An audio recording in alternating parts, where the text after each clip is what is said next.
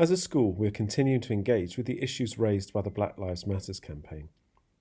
Many of you have already sent in contributions to us following last week's video assembly. If you haven't already done so, please do send in your prayers, photos, reflections or quotes. Earlier today, the Student Council met to talk about how we can engage constructively to ensure that we build stronger communities based on the principle that everyone was created equal by God. This week, we're continuing our series of video assemblies by learning more about the symbolic protest that is associated with the Black Lives Matter campaign. Mr. Lane will explain more.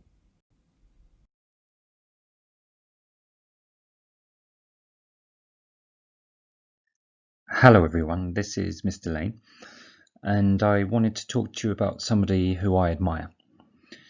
I don't think I could say he's a hero, because I really don't know enough about him, but he's certainly somebody that I respect, and so I want to talk to you about a man named Colin Kaepernick. And I wanted to share with you what he's done in the context of sports protests in America, and how I think it might link to some of our societal problems today. So this is Colin Kaepernick. He's a mixed-raced American raised by white adopted parents. He's a professional American football player. And if you don't know much about their sport, don't worry. His position is quarterback, so he's the guy who throws the ball. It's the most important position on the field, and in many ways he's the leader of the team. They're the ones that get paid the most, and they're the ones that can be real game changers, even in a team sport with as many players as American football. And the point is, Colin Kaepernick is a good American football player. Very good. Maybe not the best, nobody would ever say that, but he's certainly more than competent. He's thrown 72 touchdowns where you catch the ball in the end zone. He's thrown over 12,000 yards, and he's rushed, which is an American term for run, over 2,000 yards. He's aged around 30 now, and therefore he's at the peak of his career. And really, if we were planning what would happen in the future, you would say he's got another 4 or 5 years to play at least. In fact, in 2013, in only his third year as a professional, he led the famous San Francisco 49ers to a Super Bowl appearance. By the way, he's also an A-grade student, or was, and he could have played professional basketball as well. And in 2014, he signed a 6-year contract that was worth $126 million, with $13 million guaranteed to end up in his bank account. He's a talented man. The thing is, he hasn't played a game of professional sport since 2016. Now, why is that? Well, despite his talent, despite everything that he's good at, you should know that before every NFL game, he hasn't been behaving in a way that other sports fans in America would agree with. You see, before every game of NFL, that's the National Football League, the national anthem is played and the American flag is raised, and players and spectators stand as a mark of respect and tradition. Just out of screen here, you can see a man with his hand across his chest, showing his patriotism.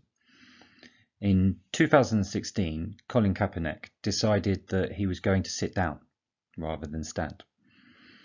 The next game, after talking to someone who was in the military, he decided instead he would kneel rather than stand. This proved to be unacceptable to many American sports fans. Why did he do it? This is Colin Kaepernick speaking.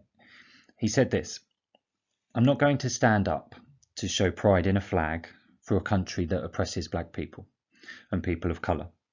To me, this is bigger than American football, and it would be selfish on my part to look the other way. There are bodies in the streets, people getting paid leave and getting away with murder."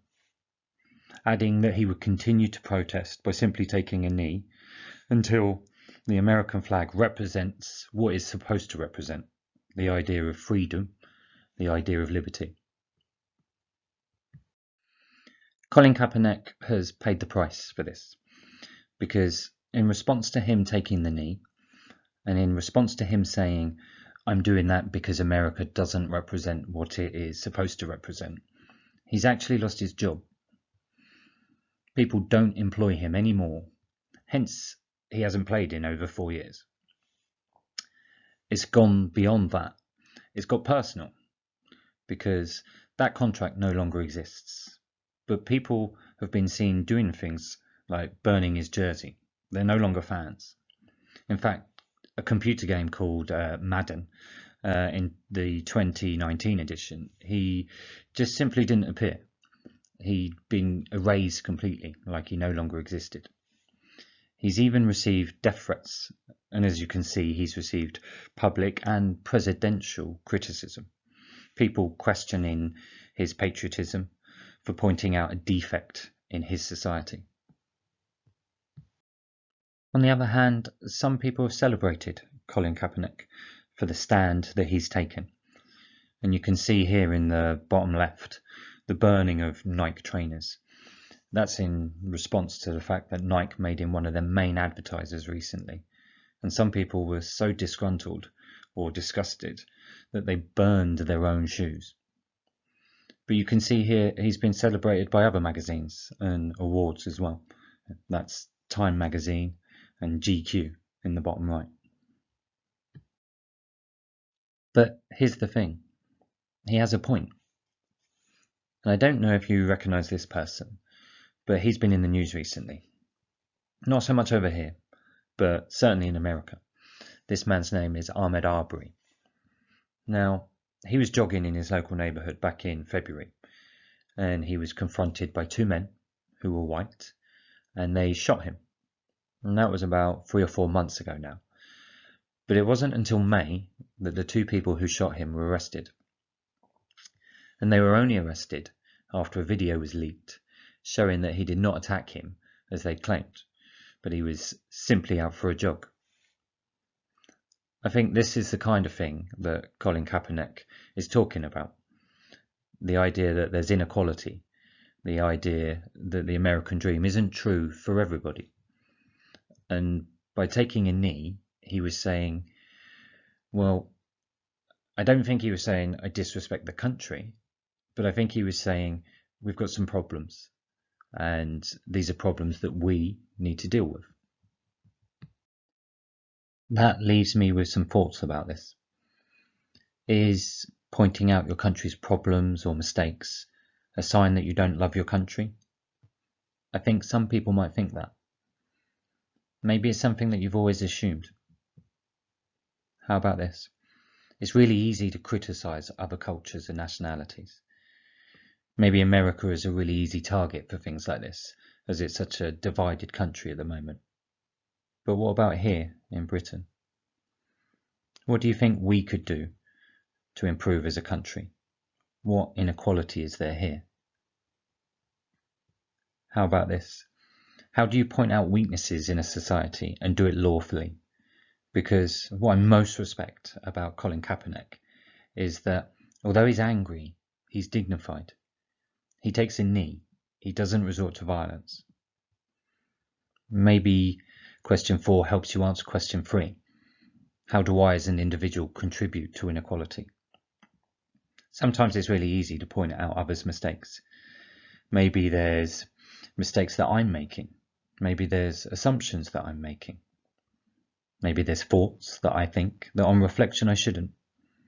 Maybe there's attitudes and assumptions that I have.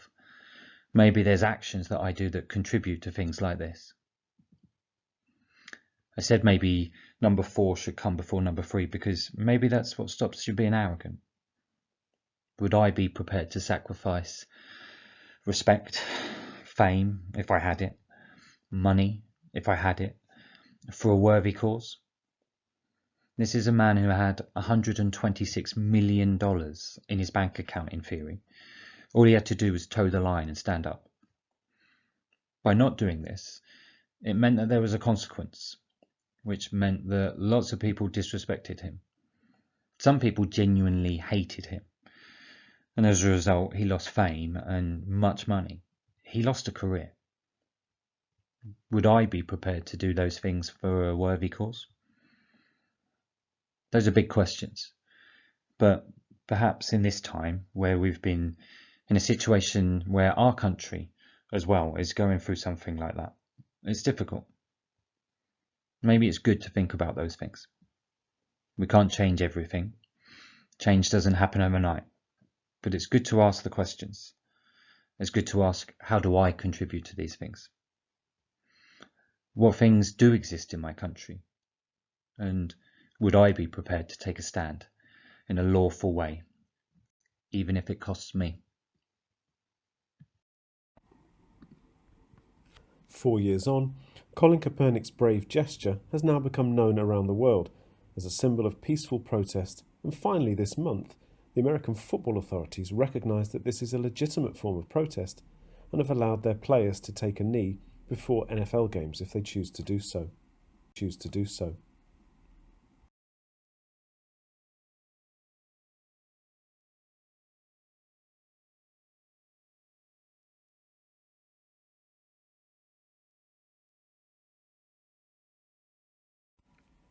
It's really important that we listen to one another carefully so that we can understand each other's perspective better.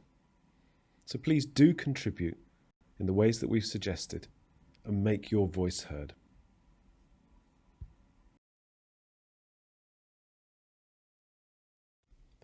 You can join with a friend to share a message of your personal response to the phrase Black Lives Matter because. You can send in a positive image or photo with a sentence explaining why you've chosen it.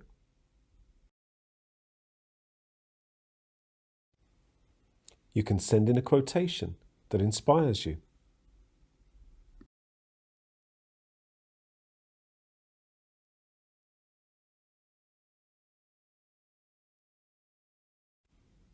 Or you can send in a prayer that unites us all, regardless of colour or creed.